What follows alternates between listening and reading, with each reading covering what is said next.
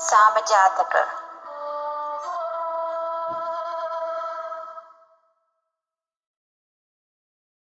Near the city of Benares, there were two villages.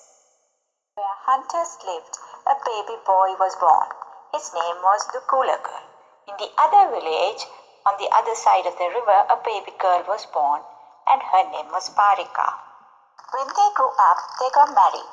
Jathaka never killed an animal, even though he belonged to a family of hunters. To become an ascetic, he went looking for a place in the forest. Found a hut. He decided this would become their hermitage. Jathaka brought Parika as well, and they settled to a life in the forest. Since they did not have many animals, the birds, deer, and other animals were not afraid of them. After some time, they had a son. The baby had a golden complexion, so they named him Swarna Sama. Mother and son lived in their hermitage. They took care of each other, the animals, and the forest. Time passed, and Sama became a young man. One day, his parents went to gather food for their dinner while he stayed back. On their way back, big grey clouds gathered. A strong thunderstorm passed over them. They found shelter near a big anthill. A venomous snake lived in the anthill. It got angry when the humans came too near. It struck them both, and the venom made the parents go blind. While Sama waited for his parents for a long time. When they did not return, he went looking for them.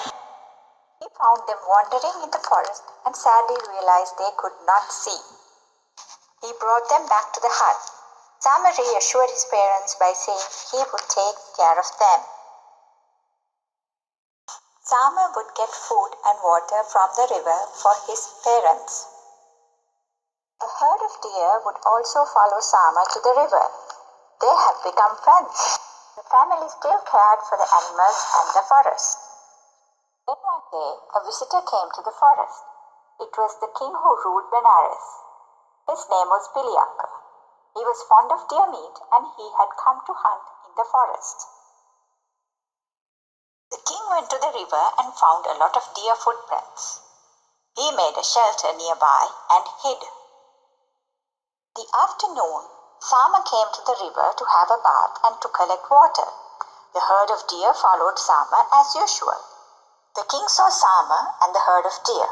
He was very surprised to see this boy surrounded by deer. He wondered if this was some other kind of being. Was it a god or a naga? He thought it would be a marvelous story to tell his people about this boy who was followed by deer.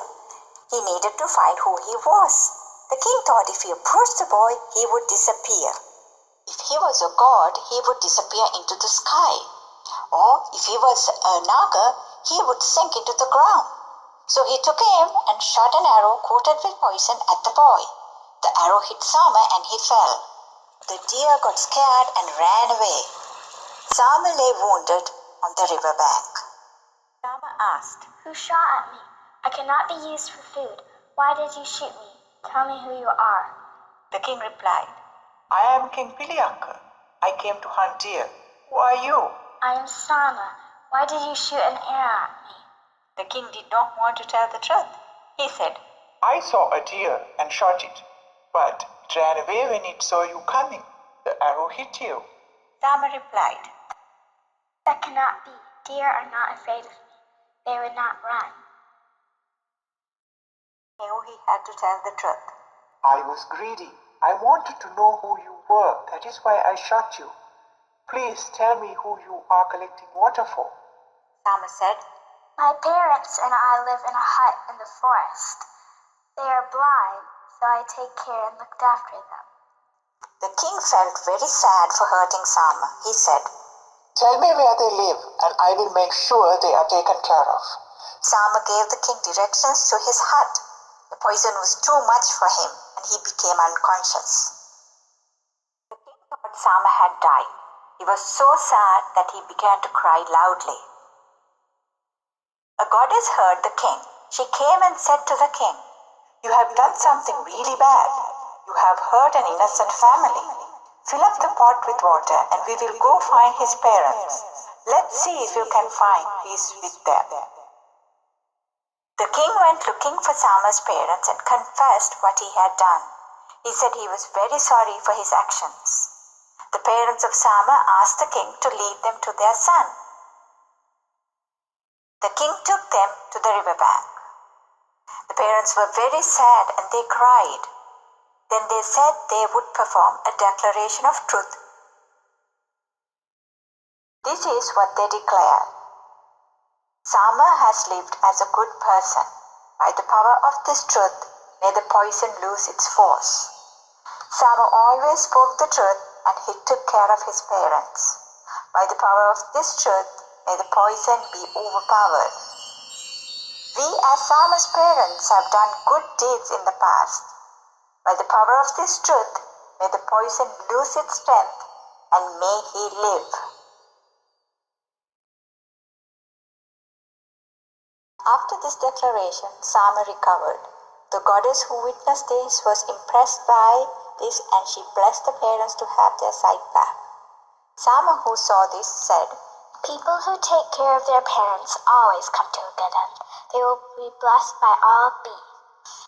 The king who saw this was very happy and in awe. He said to Sama, Sama, this is wonderful. Please show me how you did this and help me, guide me in the correct way too. Sama advised the king, Take care of your parents, take care of your wife and children, take care of your friends, take care of the people who work for you, take care of monks and people who give you advice, and take care of the animals in the forest. Practice the 5 precepts, then you will always have good things happening to you. The king took his advice and left. The Buddha explained that Sama was him in a previous life, the king was Ananda, the goddess was Uppalavanna, the father was Kassapa, and the mother was Bhatta Kapilani.